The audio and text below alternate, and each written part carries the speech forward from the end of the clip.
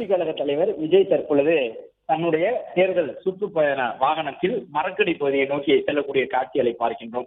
வழக்கமாக அரசியல் தலைவர்கள் தேர்தல் சுற்றுப்பயணம் சென்றாலே ஒரு சில வழக்குகள் அவர்கள் மீது பதியப்படும். காலம் கடந்து பேசிவிட்டார்கள் அல்லது அனுமதிக்கப்பட்ட அளவை காட்டிலும் கூடுதலான வாகனங்களோடு வந்து விட்டார்கள், போக்குவரத்துக்கு தடை ஏற்படுத்தி விட்டார்கள் என்றெல்லாம் எதிர்க்கட்சிகள் தமிழக அரசியல் களத்திலே வழக்குகளை எதிர்கொள்வது வழக்கம். விஜயும் இன்று வழக்கை எதிர்கொள்வார் என்பதுதான் திருச்சிராப்பள்ளி மாநகர காவல்துறை வழங்கியிருக்கக்கூடிய அந்த நிபந்தனைகளை தலைவர் பின்பற்றி இருக்கின்றாரா என்பதை பார்க்கும் பொழுது தெரிய வரக்கூடிய தகவலாக இருக்கின்றது. அதன்படி 10:35 மணிக்கு தன்னுடைய பேச்சை தொடங்கி 11 மணிக்குள் பேச்சை முடித்துக் கொள்ள வேண்டும் என்பது விஜய்க்கு வழங்கப்பட்டிருந்த நிபந்தனையாக இருந்தது. ஆனால் விஜயினுடைய தேர்தல் சுற்றுப்பயண பேருந்து தற்பொழுது வரை அந்த மாநகராட்சியினுடைய முக்கிய சாலை பகுதி வழியாகத்தான் சென்று கொண்டிருக்கக்கூடிய காட்சிகளை பார்க்கின்றோம். அதாவது திருச்சிராப்பள்ளியிலிருந்து புதுக்கோட்டை, ராமநாதபுரம், ராமேஸ்வரம், திருவாரூர், காரைக்குடி, தேவக்கோட்டை இணைக்கக்கூடிய அந்த தேசிய நெடுஞ்சாலை பகுதியை கூட விஜயினுடைய வாகனம் இன்னும் கடந்து செல்லவில்லை. விஜய்க்கும் நன்றாகவே தெரியும், இதுபோன்று காலம் கடந்து காவல்துறை வழங்கிய நேரத்திற்கு பிறகாக தேர்தல் பரப்புரையை மேற்கொண்டால் வழக்குகளை எதிர்கொள்ள நேரிடும் என்பது விஜய்க்கும் நன்றாகவே தெரியும்.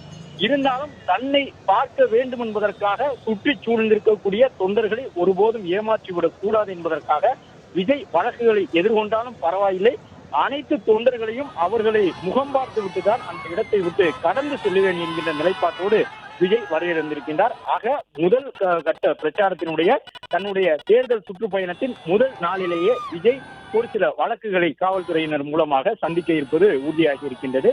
விஜயினுடைய தேர்தல் சுற்றுப்பயணத்தில் அவர் திருச்சிராப்பள்ளியிலிருந்து கடந்த பிறகு என்னென்ன பிரிவுகளில் வழக்குகள் எல்லாம் பதிவு செய்யப்படும் என்பது தெரிய வரும். ஏனென்றால் காவல்துறை வழங்கிய நிபந்தனையிலே மிக தெளிவாக சொல்லியிருந்தார்கள். 9:30 மணி அளவிலே, அதாவது 1 மணி நேரத்திற்கு முன்பாகவே விஜய் அந்த கூட்டம் நடைபெறக்கூடிய பகுதியை வந்தடைய வேண்டும். 10:35 மணிக்கு தன்னுடைய பேச்சை தொடங்கி 11 மணிக்கு தன்னுடைய பேச்சை விஜய் முடித்துக் கொண்டிருக்க வேண்டும் என்று சொல்லியிருந்தார்கள். இந்த நிலையில் தான் விஜய் 11:10 ஆகிவிட்டது. கிட்டத்தட்ட அவர் சென்று சேர வேண்டிய நேரத்தையும் கடந்து அந்த பகுதியிலேயே அவருடைய வாகனம் சென்று கொண்டிருக்கக்கூடிய காட்சியை பார்க்கின்றோம்.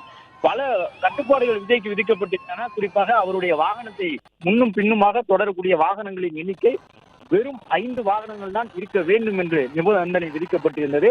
விஜய்க்கு இருக்கக்கூடிய அந்த தொண்டர்கள் எண்ணிக்கை அடிப்படையிலே 5 வாகனங்களோடு அவர் ஒரு இடத்திற்கு, அதிலும் குறிப்பாக தன்னுடைய தேர்தல் சுற்றுப்பயணத்தின் முதல் நாள் முதல் கூட்டத்திற்கே செல்வாரா என்பது நடைமுறையில் எந்த வகையிலும் சாத்தியமற்றது.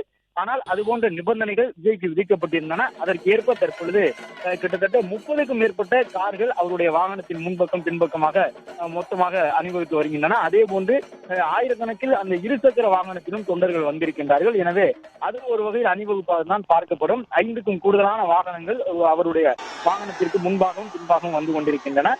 எனவே அதுவும் அவர் மீது ஏதேனும் இந்த காவல்துறை நிபந்தனைகளை மீறியதாக வழக்கு பதிவு செய்வதற்கான ஒரு சூழலை ஏற்படுத்தக்கூடும் என்று எதிர்பார்க்கப்படுகின்றது.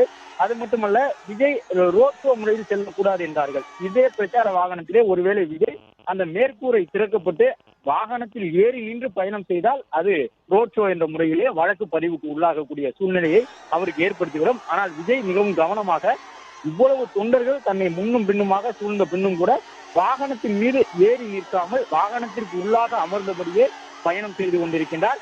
விஜய்க்கு அருகில் சென்று அவரிடமிருந்து வாழ்த்துக்களை பெறுவதற்காக ஏராளமானோர் காத்திருப்பதை பார்க்கின்றோம். மற்றொரு பக்கம் செல்லக்கூடிய அந்த